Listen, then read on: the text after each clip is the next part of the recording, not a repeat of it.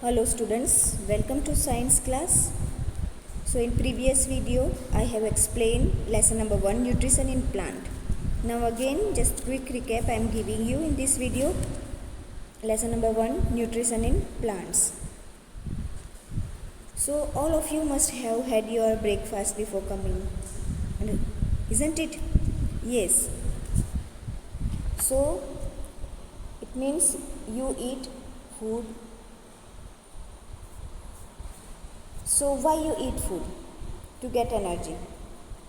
So similarly, all organisms need food, even plants.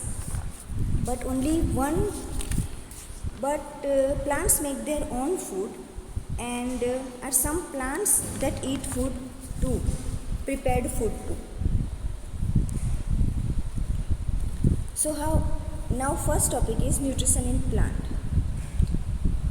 So the process by which an organism takes in food and utilizes it to carry out the different life processes is called nutrition. Different life processes means digestion, excretion, respiration. So nutrition means the process by which an organism takes in food and utilizes it to carry out the different life processes is called nutrition. Now there are broadly two modes of nutrition in plants, autotrophic and heterotrophic. First, autotrophic nutrition. So the mode of nutrition where an organism prepares its own food by taking in simple substances present in its surroundings is called autotrophic nutrition. And whichever organisms that show this type of nutrition are called autotrophs. It means that most green plants are autotrophs, and they prepare their own food by the process of photosynthesis. Now photosynthesis. So first of all, what is photosynthesis? The process by which green plants prepare their own food using carbon dioxide and water in the presence of sunlight and chlorophyll is called photosynthesis. Carbon dioxide plants get from the atmosphere. Now chlorophyll already present in the leaves. Then water and mineral. Roots absorb from the soil. So look closely to the picture. Carbon dioxide enters through the stomata present in the leaves. Now chlorophyll in the leaves traps sunlight. Then food. Then after that, after completing the process of photosynthesis, oxygen is released through the stomata again. Then the food prepared by plants is glucose. So now usually glucose is stored in the form of starch. So photosynthesis mostly occurs in the leaves of green plants. Hence leaves are called food factories of the plant. So the raw materials required for photosynthesis are carbon dioxide and water. And additionally plants need chlorophyll and sunlight. So first is carbon dioxide. It enters the leaves through the stomata. And stomata are minute opening, very small opening present mostly on the under surface of leaves. And each stoma is bounded by two bean-shaped cells called gourd cells. And gourd cells control the opening and closing of stomata. Now in general, stomata open during daytime and help leaves carry out photosynthesis and close at night. Then second substance is a water. So it is absorbed from the soil through roots. The absorbed water reaches the leaves through the stem. Third is chlorophyll. So it is a green pigment found in the leaves and plants which trap sunlight. And then sunlight, it provides the plants with energy to carry out photosynthesis.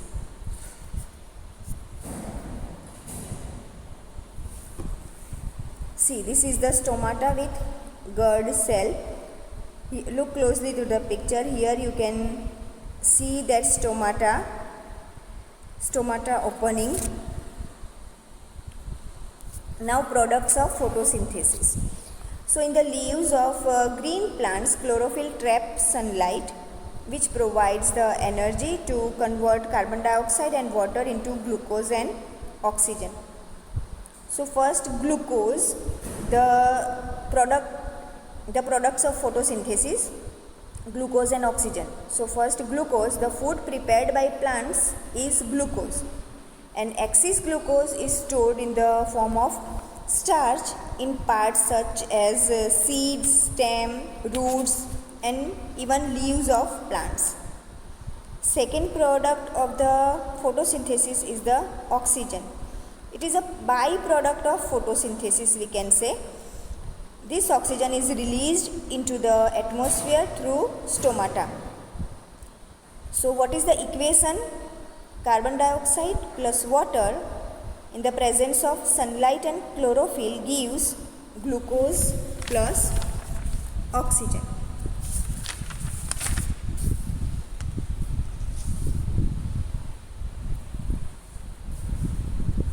Now, importance of photosynthesis. So photosynthesis carried out by plants is very important for life on earth. So this is because the two basic requirements for life on earth that you know, food and oxygen, are both produced by plants through photosynthesis. It means two basic requirements for life on earth, food and oxygen, both are produced by plants through photosynthesis. That's why photosynthesis is very important. So food for the entire living world is produced through photosynthesis. This can be explained using a food chain.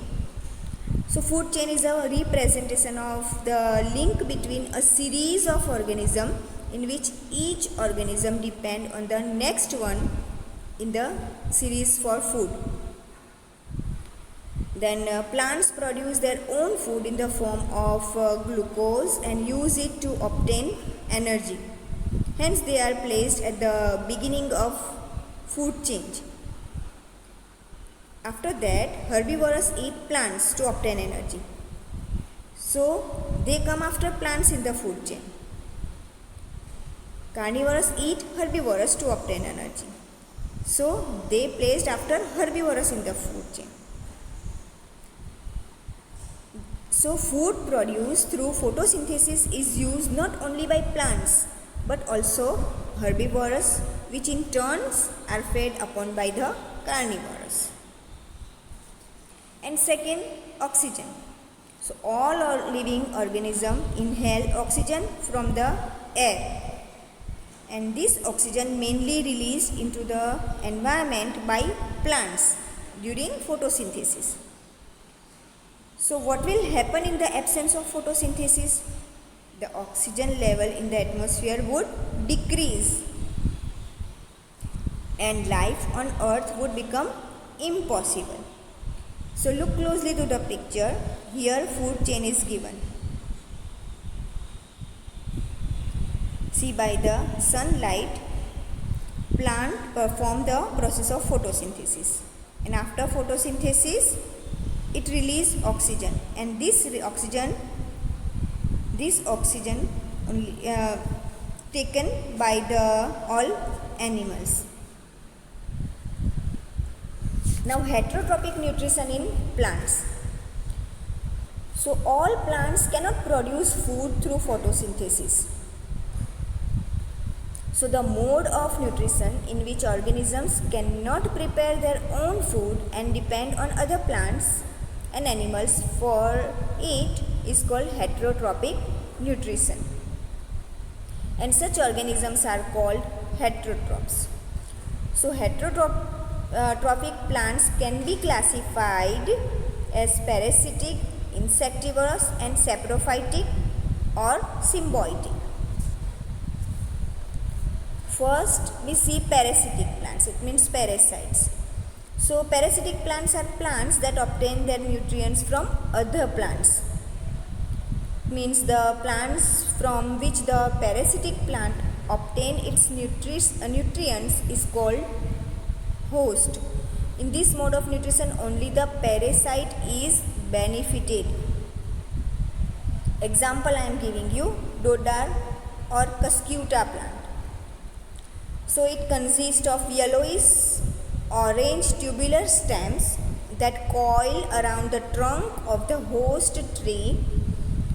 Its leaves are in the form of small brown scales, and Deodar penetrates into the stem and the host to obtain nutrition for its growth.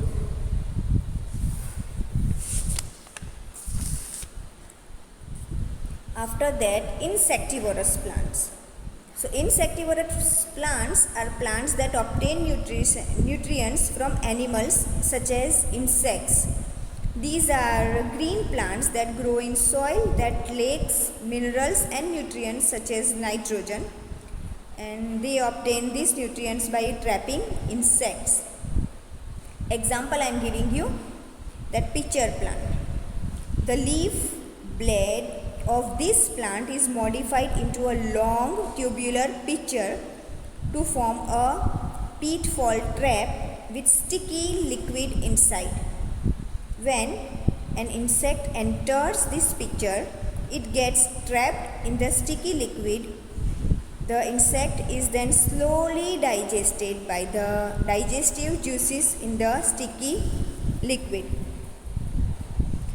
Then saprophytic plants. Saprophytic plants are non-green plants that derive their nutrition from dead and decaying organic matter. These plants secretes digestive juices which convert dead and decaying organic matter into sugar. This is then absorbed by the plants. Example I am giving you. Here you can see mushroom and Indian pipe. So it is a waxy white plant that grows 4 to 10 inches tall. It has leaves and flowers but lacks chlorophyll. That's why it is non-green plant. It is normally seen growing in sandy woods or decaying plant matter. Other than plants, some living organisms such as fungi also show saprophytic mode of nutrition. Then bread mold and mushroom are example of saprophytic fungi. Then after symbiotic plants. Symbiosis is defined as an association between organisms of two different species such that they mutually benefit from each other by living together. So plants which show such an association are called symbiotic plants. An example is lichens. So lichens are an example of a symbiotic association between fungi and algae. The fungus provides shelter to the algae. It also absorbs water and nutrients from the surroundings and provides it to the algae. The algae in return prepares food for the fungus through photosynthesis.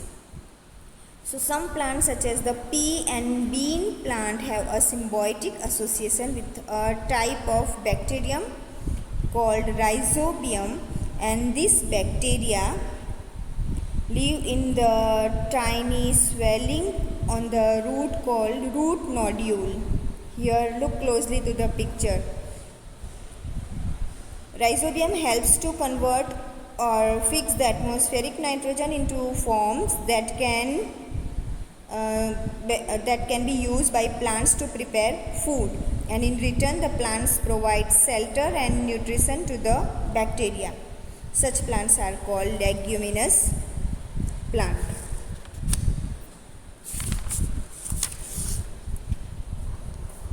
So this is the replenishment of the soil with nutrients. So plant require nutrients such as carbon, hydrogen, oxygen, nitrogen and some minerals like phosphorus, iron, potassium and calcium for proper growth. So they get carbon and oxygen from air and hydrogen from water. So nitrogen and minerals are absorbed from the soil. As a result, with time the soil is depleted of its nutrients and minerals. Therefore, the soil has to be replenished from time to time. And as you can see, this can be done by planting pea and bean plants alternately with other crops. Then rhizobium present in the root nodules of such plants convert atmospheric nitrogen into water soluble forms that are absorbed by the plant along with water. And after harvest, the leguminous plant are allowed to decompose in the soil, means that releasing nitrogenous compound and adding fertilizers sometimes containing nitrogen and minerals to the soil. So students, now I am showing you, now here we end up the lesson, and now I am showing you how to write notes in your science CW. So students, now you have to write notes in your science CW. So open your science CW and your science textbook, open lesson 1.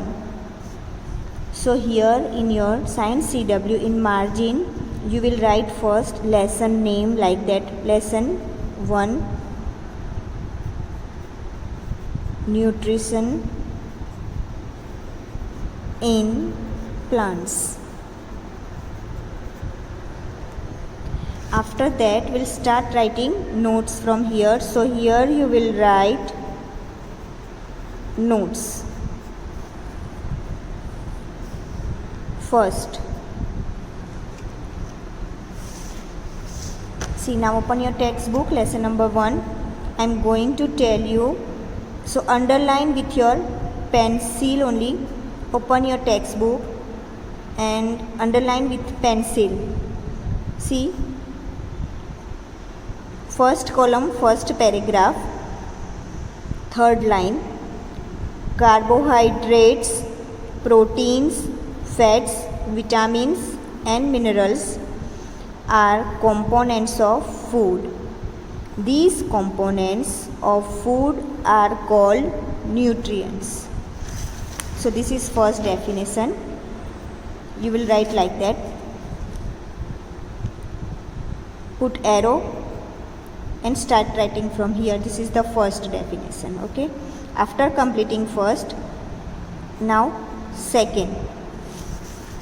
Again, first column, last paragraph, second last line. Nutrition is the mode of taking food by an organisms and its utilization by the body till here.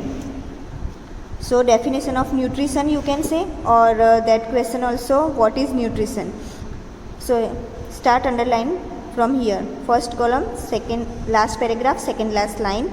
Nutrition is the mode of taking food by an organism and its utilization by the body. Okay, now third, again put arrow and start writing third. Again, second column, first paragraph, start from here. The mode of nutrition in which organisms make food themselves from simple substances is called autotrophic.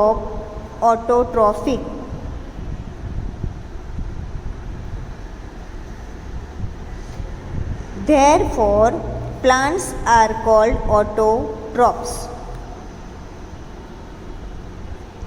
Now number 4. Start from here. Animals and most other organisms take in food prepared by plants, they are called heterotrophs. Now next, turn page number 2. First column, first paragraph. The tiny pores present on the surface of leaves, these pores are surrounded by gourd cells. Such pores are called stomata.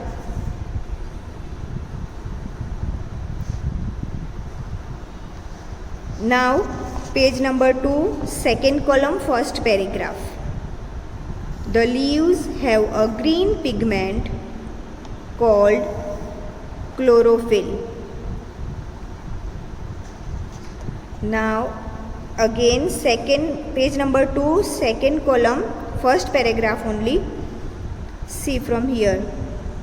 The synthesis of food occur in the presence of sunlight. It is called photosynthesis. Now after photosynthesis only, here on page number 3, first column, here equation is given. Equation of photosynthesis. After definition of photosynthesis, you will write this equation. Carbon dioxide plus water in the presence of sunlight and chlorophyll gives carbohydrate plus oxygen. Now turn page.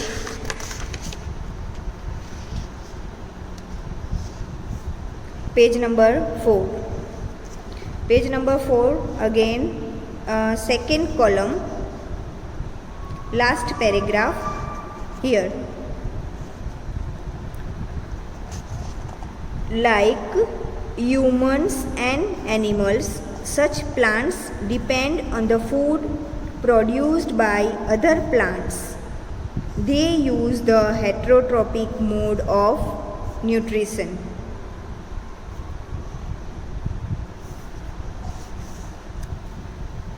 Now same paragraph, second last line. Last line.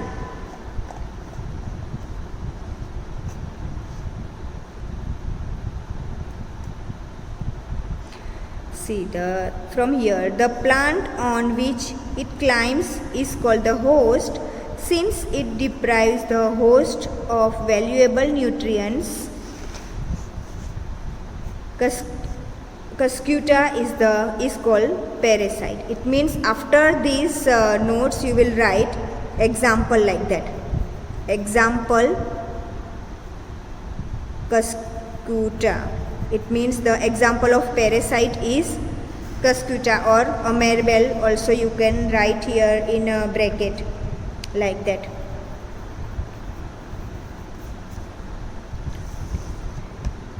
Okay, next is page number 5, second column, here first paragraph.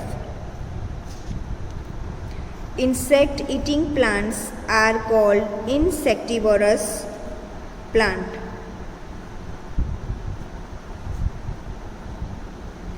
And after this you will write example. Example is pitcher plant. Pitcher plant. It means example of insectivorous plant is pitcher plant. After that again turn page number 6. In page number 6, second column, first paragraph and fourth line. Mode of nutrition in which organisms take in nutrients from dead and decaying matter is called saprotrophic nutrition, and such organisms with saprotrophic mode of nutrition are called saprotrophs. And for example you can write fungi. or mushroom also you can write. Here mushroom spelling is there. After that, next page, page number 7. Page number 7, first column, second paragraph. Some organisms live together and share both shelter and nutrients. This relationship is called symbiosis. And symbiosis example. After completing this, you will write example is lichens.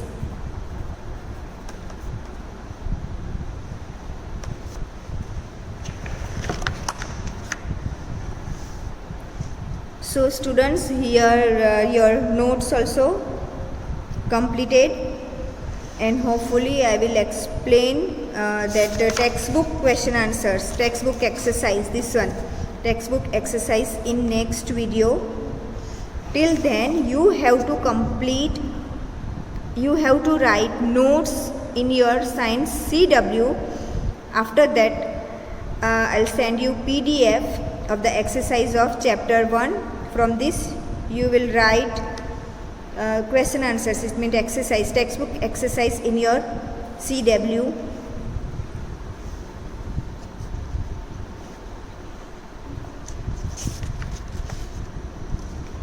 So we'll meet you soon, students. Thank you.